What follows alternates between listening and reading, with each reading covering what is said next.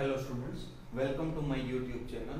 Today in this video we are going to introduce our new chapter of class 9, that is chapter number 14, statistics.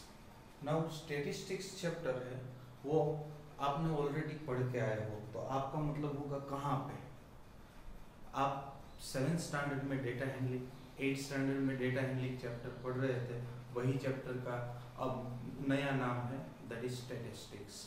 तो statistics में जो हम previous standard में कर रहे थे वही सारी चीज़ें यहाँ पे भी करनी है। एज पर CBSE गाइडलाइंस इस चैप्टर में से कुछ टॉपिक है वो हमारे लिए निकाले गए हैं, but this chapter this topic will be helpful for you in the commerce line because this is a main concept of commerce. So if you want to study or have yet not decided that what you are going to study after 10th, then this chapter may be useful as this will be of most important for commerce students.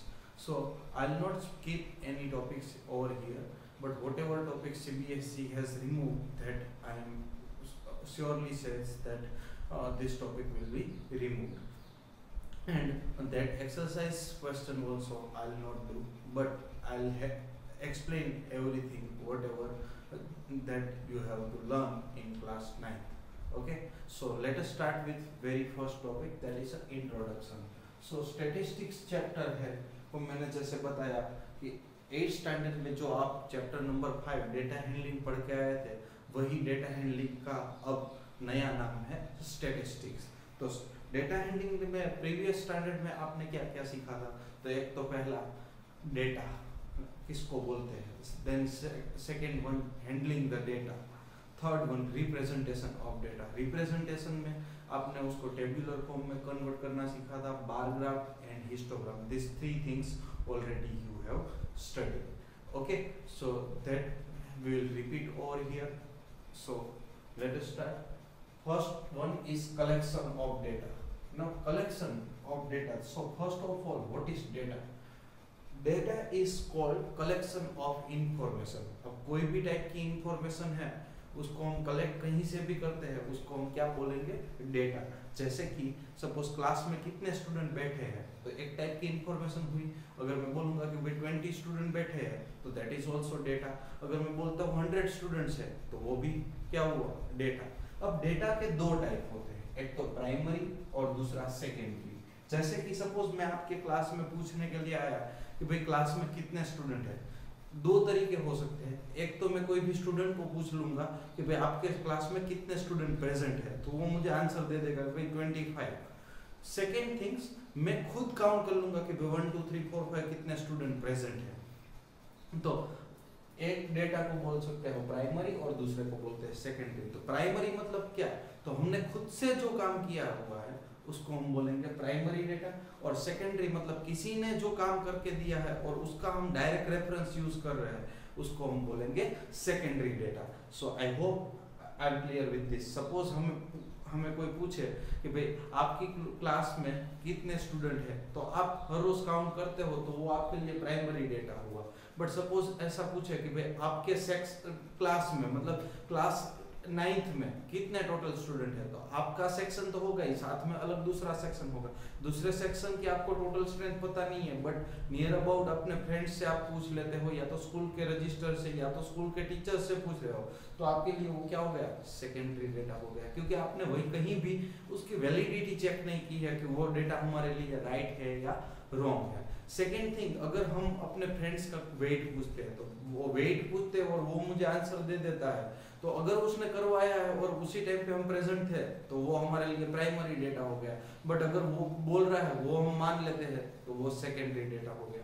Similarly अगर मैं अपनी school में कितनी total strength है वो class में जाके हर एक क्लास के स्टूडेंट्स पता लगा, वो हर एक के मास्टर में चेक करूँ, तो वो मेरे लिए प्राइमरी डेटा हो गया। बट अगर हमारे प्रिंसिपल बोल रहे हैं कि हमारे इतनी स्ट्रेंथ है, तो वो हमारे लिए क्या हो गया? Secondary data. Right now corona चल रहा है, तो कोरोना में अगर हम अपने सिटी के एरिया में सिटी फाइंड करते हैं कि भाई इतने कोरोना के पेशेंट है, तो वो हमारे लिए क्या हो गया? प्राइमरी डेटा हो गया। बट हम मोस्ट प्रोबेबली किसका यूज करते हैं? टेलीविजन या तो न्यूज़पेपर में जो भी डेटा दिया गया है उसका। तो उसको हम बोलते हैं सेकेंडरी डेटा। तो खुद से जो भी काम करते हैं उसको बोलते हैं प्राइमरी डेटा, और सेकेंडरी मतलब किसी का उठा लेना, और किसी ने जो भी इंफॉर्मेशन दी है उसको हम डायरेक्टली यूज कर रहे हैं, that would be secondary data.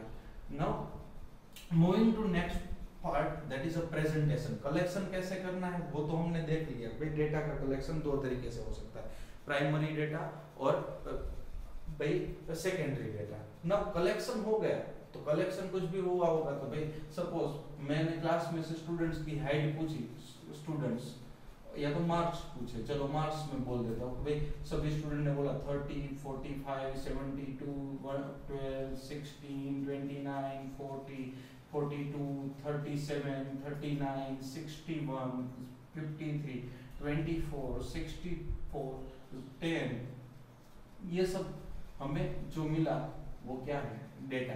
और ये प्राइमरी डेटा ही है। मैंने क्लास में अभी ही पूछा है भाई कितने मार्क्स आए, तो बच्चों ने ये मार्क्स बताया कि हमारे इतने मार्क्स आए, तो 15 स्टूडेंट्स के मार्क्स है। तो ये डेटा को हम बोल सकते हैं रो डेटा। क्यों रो डेटा? क्योंकि अगर इसमें से मैं कोई भी क्वेश्चन पूछूं तो मुझे फाइंड करने में ज्यादा से ज्यादा टाइम लगेगा। जैसे कि मैं पूछ रहा हूँ भाई इसमें हाईएस्ट मार्क्स कितने हैं, तो हाईएस्ट मार्क्स के लिए पहले मुझे इसमें देखना पड़ेगा भाई 72 है, थोड़ा सा टाइम लगेगा। लोएस्ट मार्क्स कितने हैं तो उसके लिए भी मुझे देखना पड़ेगा 10 लगे। भाई 10 से 20 के बीच में कितने मार्क्स है, तो वो सब देखने में मुझे टाइम लगेगा। बट अगर मैं इसको सही तरीके से रिप्रेजेंटेशन कर दूं, सही तरीके से मतलब टेब्यूलर फॉर्म में, अब टेब्यूलर फॉर्म में रिप्रेजेंट कर दूं तो उसको हम जल्दी से देख सकते हैं कि भाई कौन सा है वो लोएस्ट मार्क्स है, कौन सा है वो हाईएस्ट मार्क्स। जैसे कि ये 15 को ही मैं देख रहा हूँ तो इसको भी दो पार्ट में डिवाइड कर सकते हो, एक तो अनग्रुप्ड और ग्रुप। अनग्रुप्ड किसको बोलते हैं और ग्रुप्ड किसको बोलते हैं? जैसे कि यहाँ पे कोई भी मार्क्स है, कोई भी नंबर रिपीट नहीं हो रहा है, तो अगर मैं इसका टेबल बनाऊंगा तो टेबल कुछ इस तरह का बनने वाला है। जैसे कि ये यहाँ पे मार्क्स, यहाँ पे टेली मार्क्स और यहाँ पे नंबर ऑफ टाइम। तो नंबर ऑफ टाइम यहाँ पे 10, 12, 14, 16 या तो 12, 12, 16, 25 जो भी आ रहा है वो सब मैं लिख लेता हूँ। तो यहाँ पे जो भी मार्क्स आएगा 1, 1, 1 सभी 1 ही टेली मार्क्स वाले आने वाले हैं। तो यहाँ पे मुझे पता चल गया कि लोएस्ट ये है और 72 ये हाईएस्ट है। बट इसमें देखो मुझे जो भी बनाना पड़ेगा वो 15 नंबर्स लेने पड़ेंगे, मतलब 15 रो बनेगा। तो 15 रो वाला टेबल है बनाना बहुत लंबी प्रोसेस हो जाएगी। तो अभी इस टाइप के जब टेबल हो या तो जब आपको ऐसा कोई डेटा दिया गया है जिसमें हर एक नंबर के लिए अलग अलग आपको चीज देनी पड़ रही है, तब हम प्रैक्टिकली क्या कर लेते हैं, उसको एक ग्रुप बना लेते हैं। ग्रुप जैसे कि सपोज मैं यहाँ पे पूछूंगा आपको, ऐसे नहीं पूछूंगा कि भाई तेरे कितने मार्क्स आए, तेरे कितने मार्क्स आए, आपके कितने मार्क्स है, बट उसकी जगह पर मैं ऐसे ही पूछूंगा भाई 0 to 10 मार्क्स वाले कितने हैं, तो मैं काउंट कर लूंगा भाई 5 स्टूडेंट, 10 स्टूडेंट, व्हाटएवर। तो ये आपका ग्रुप हो गया। तो ये ग्रुप फ्रीक्वेंसी डिस्ट्रीब्यूशन टेबल बोला जाएगा, ग्रुप फ्रीक्वेंसी डिस्ट्रीब्यूशन टेबल, जिसमें क्या हो जाएगा इस तरह से 0 to 5, 5 to 10, 10 to 15 मार्क्स वाले, 15 to 20। तो ये हमारे लिए थोड़ा सा इजी हो जाएगा। तो इसको बोलते हैं ग्रुप फ्रीक्वेंसी डिस्ट्रीब्यूशन टेबल, और ये बोलता है अनग्रुप। अब ग्रुप के अंदर क्या क्या आता है, तो इसको बोलते हैं क्लास, जो कि आप ऑलरेडी पढ़ चुके हो प्रीवियस स्टैंडर्ड में। हर एक ग्रुप को हम क्या बोलेंगे, क्लास। अब हर एक क्लास के लिए एक लोअर क्लास लिमिट होती है और एक अपर क्लास लिमिट होती है। लोअर क्लास लिमिट किसको बोलते हैं, अपर क्लास लिमिट किसको बोलते हैं। ये लोअर क्लास लिमिट हो गई और ये अपर क्लास लिमिट है। आई थिंक ये सब क्लियर है। नाउ दूसरी चीज, क्लास साइज आपको पूछा जाता है। तो क्लास साइज मतलब क्या होता है, upper limit minus lower limit, उसको हम बोलेंगे class size.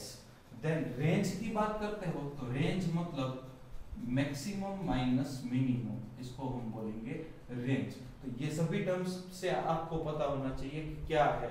Then next is class mark. अब क्लास मार्क क्या है, तो क्लास मार्क, ये सारी चीजें तो शायद आपकी 8th स्टैंडर्ड में आ गई थी, बट क्लास मार्क आपके लिए नया टॉपिक है।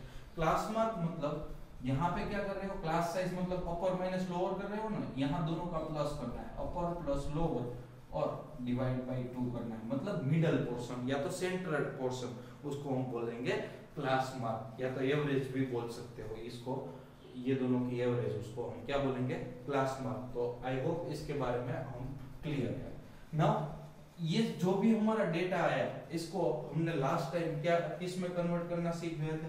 एक तो ये टाइप का डेटा हो तो इसका हम बार ग्राफ या तो पाई चार्ट, ये दो तरीके से हम उसको रिप्रेजेंट कर सकते थे। देन अगर ग्रुप्ड डेटा है तो ग्रुप्ड डेटा को हम किस तरह से कन्वर्ट कर रहे थे, तो एक तो हिस्टोग्राम या तो दूसरा कोई ऑप्शन था हमारे पास तो नहीं था, हिस्टोग्राम से ही कर रहे थे। बट हिस्टोग्राम के साथ साथ अब यहाँ पे हम फ्रीक्वेंसी पॉलीगॉन से भी उसको रिप्रेजेंट कर सकते हैं। फ्रीक्वेंसी पॉलीगॉन ये दो टॉपिक से हम उसको रिप्रेजेंट कर सकते हैं। तो यहाँ पे अब बार ग्राफ, ये नेक्स्ट टॉपिक हमारा रहेगा, next topic would be bar graph. तो यहाँ तक हमें रिप्रेजेंटेशन जो भी है वो रिप्रेजेंटेशन मतलब उसको ग्राफिकल फॉर्म में मोस्ट प्रोबेबली हम रिप्रेजेंट करेंगे। सो अब सीबीएसई ने जो रिड्यूस सिलेबस किया है तो उसके लिए हमारे पास इतना ही टॉपिक यहाँ पे अवेलेबल है। मतलब बाकी के जो टॉपिक है ये सभी सीबीएसई ने इस साल रिड्यूस किए, जो 30% सिलेबस रिडक्शन हुआ उसमें ये तीनों टॉपिक चले गए। बट हम इन तीनों के बारे में सीखेंगे। यहाँ तक कि अगर ये तीनों की बात कर रहे हैं और ये चारों टॉपिक की, तो मतलब हमारी एक्सरसाइज 14.1, 14.2 एंड 14.3 के कुछ क्वेश्चन यहाँ पे आएंगे। तो यहाँ तक का हमारे सिलेबस में है, बार ग्राफ ऑलरेडी आपको पता है। Now moving to next topic that is histograms. अब ये आपको लगता है कि सर ये सीबीएसई ने क्यों हटाया, हिस्टोग्राम तो हम लोगों को आता है, 8th स्टैंडर्ड में सीख के आए थे। हाँ बेटा, आप लोग जो सीख के आए थे वही चीज है, बट हिस्टोग्राम आप जब सीख रहे थे तो वहां पे क्लास साइज सब में सेम थी। क्लास साइज सेम मतलब क्या, हर एक में अगर 5 की साइज है तो 0 to 5 के बाद 5 to 10, 10 to 15 इसी तरह का ग्राफ था। बट यहाँ पे varying base length, varying base length मतलब 0 to 5 होगा, उसके बाद 5 to 7 होगा, 7 to 10 होगा, 10 to 13 होगा। मतलब यहाँ पे देखो ये साइज 5 की हुई, ये साइज 2 की हुई, ये साइज 3 की, ये साइज 3 की, तो ये अलग अलग बेस लेंथ वाली है या तो अलग अलग साइज वाला ग्राफ है। तब हिस्टोग्राम किस तरह से ड्रॉ करेंगे, एक तो ये टॉपिक नया है बट ये हमारे लिए सीबीएसई ने स्किप कर दिया, तो इसका भी मैं एक बार आपको बता दूंगा कि क्या है। नाउ हिस्टोग्राम के बाद फ्रीक्वेंसी पॉलीगॉन, ये टॉपिक भी सीबीएसई ने हटा दिया है बट हम ये पढ़ेंगे बिकॉज ये थोड़ा सा काम में आने वाला टॉपिक है और बहुत ही इजी टॉपिक है अगर हिस्टोग्राम आता है तो। Then next mean, median and mode of ungrouped data.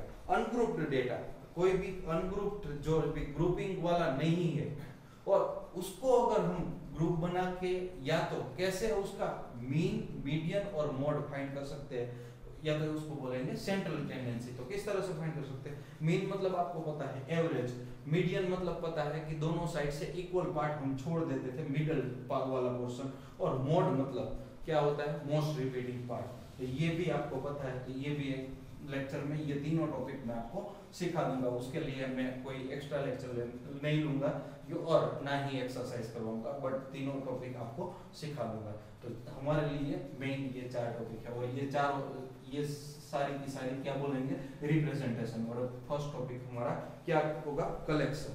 So I hope ये सब के बारे में आपको पता चल गया है। Now moving to first part, first topic exercise 14.1 है, वो बहुत ही इजी टॉपिक दिया गया है, इसीलिए मैं ये इंट्रोडक्शन पोर्शन में ही एक्सरसाइज 14.1 आपको बता दे रहा हूँ। एक्सरसाइज 14.1 का फर्स्ट क्वेश्चन है, क्या है तो कि भाई give 5 examples of data that you can collect from your day to day life. Exercise 14.1 उसका फर्स्ट क्वेश्चन। पहला तो हमने क्या बोला था कि भाई डेटा, डेटा मतलब क्या, इंफॉर्मेशन। इंफॉर्मेशन कहाँ से निकाल सकते हो, कहीं से भी मिल सकती है, तो कौन सी इंफॉर्मेशन, तो पहला ही अभी रियल लाइफ एग्जांपल्स ही आपको देने हैं। तो let's say corona in our city, corona cases in our city, तो ये क्या हो गया, एक टाइप का डेटा ही है अगर हमें पता है तो। सेकेंड वन क्या लिख सकते हो, students in our class. Then third one क्या बोल सकते हो, हाइट ऑफ योर फ्रेंड्स। या तो वेट ऑफ योर फ्रेंड्स, ये भी बोल सकते हो। Then next one is strength of school और total number of student in school. Then next क्या लिख सकते हो, वेट हाइट तो आपने कर दिया, इसके साथ में फेवरेट कलर ये भी बोल सकते हो, ये भी क्या होगा फेवरेट कलर ऑफ स्टूडेंट्स, तो येलो वाले कितने होंगे, रेड वाले कितने होंगे, ये सभी। फिर एक ये भी हो सकता है रेन, अभी रेनी सीजन चल रही है तो रेन इन डिफरेंट ईयर्स, ये भी हो सकता है। या तो अभी सीबीएसई ने रिजल्ट डिक्लेयर किया तो रिजल्ट ऑफ आवर स्कूल। तो इस तरह से आप बहुत सारे डेटा कलेक्ट कर सकते हो। तो इन सब को हम क्या बोल सकते हैं, डेटा। तो ये क्वेश्चन नंबर 1 हुआ। नाउ क्वेश्चन नंबर 2 हमारा इसी क्वेश्चन के बेस पे है। इसी क्वेश्चन पे के बेस पे मतलब क्लासिफाई द डेटा। ये क्वेश्चन 1 में जो हम डेटा लिखा हुआ है उसको प्राइमरी और सेकेंडरी में कन्वर्ट करो। प्राइमरी मतलब क्या, जो हम खुद डेटा लेने के लिए जाते हैं उसको हम प्राइमरी बोलेंगे, और जो किसी का रेफरेंस यूज कर ले रहे हो तो वो क्या हो गया, सेकेंडरी डेटा। नेक्स्ट वन, चलो सेकेंड क्वेश्चन कर लेते हैं। तो क्लासिफाई, पहला क्वेश्चन है corona cases in our city. हम कहीं भी पूछने जा रहे हैं? नहीं। हम टेस्टिंग करने जा रहे हैं? नहीं। तो डॉक्टर या तो हॉस्पिटल से जो भी हमारे पास फिगर आ रही है वही हम यूज कर रहे हैं, तो ये क्या हो गया, सेकेंडरी डेटा हो गया। सेकेंडरी के लिए मैं एस लिख दूंगा, प्राइमरी के लिए पी लिख दूंगा। Now second one, students in our class. तो क्लास में कितने स्टूडेंट है वो आपको तो पता ही होगा ना, आप फाइंड भी कर सकते हैं, काउंट भी कर सकते हो, तो ये प्राइमरी डेटा हुआ। हाइट्स ऑफ योर फ्रेंड्स, तो हाइट ऑफ योर फ्रेंड, शायद आपके पीटी टीचर जो भी बोलेंगे वही आप बोल दोगे, या तो आपका फ्रेंड भी वही बोलेगा आपको, तो ये सेकेंडरी डेटा हो गया। Then strength of students in the school, तो आप मोस्ट प्रोबेबली प्रिंसिपल से ही पूछने वाले हो, तो ये स्कूल की स्ट्रेंथ सेकेंडरी डेटा हो गया। Then favourite colours of students, तो हम पूछ सकते हैं भाई येलो किसको पसंद है, ऑरेंज किसको पसंद है, तो ये हमारे लिए प्राइमरी डेटा हो जाएगा। Now next one, rain in different area, या तो रेन इन डिफरेंट ईयर, तो ये हम तो फाइंड नहीं कर रहे, जो डेटा आ रहा है न्यूज़पेपर में या तो टेलीविजन में वही हम अप्लाई कर रहे हैं, तो इसको हम क्या बोलेंगे, secondary data. Then result of our school, तो रिजल्ट ऑफ आवर स्कूल, तो ये तो हमारे फ्रेंड्स से भी पूछ सकते हैं या तो न्यूज़पेपर में, तो ये प्राइमरी और सेकेंडरी दोनों डेटा हो सकता है। क्यों, क्योंकि अगर हम अभी कोरोना का टाइम चल रहा है, स्कूल में नहीं जा रहे हैं, बट स्कूल ने जो भी पब्लिश किया हुआ है या तो न्यूज़पेपर में डाला हुआ है वही हम रेफरेंस यूज कर रहे हो, तो ये प्राइमरी सेकेंडरी डेटा हो गया। और अगर हम 10th स्टैंडर्ड के स्टूडेंट से या तो 12th स्टैंडर्ड के स्टूडेंट से पूछ लेते हैं तो वो हमारे लिए क्या हो गया, प्राइमरी डेटा हो गया। आई होप ये कॉन्सेप्ट से आप क्लियर हो। एक्सरसाइज 14.1 यहाँ पे हम क्लियर कर रहे हैं। If you have any doubt then please ask to comment box, and please share and subscribe this channel so we can make more videos and you can learn at your home. Thank you everyone.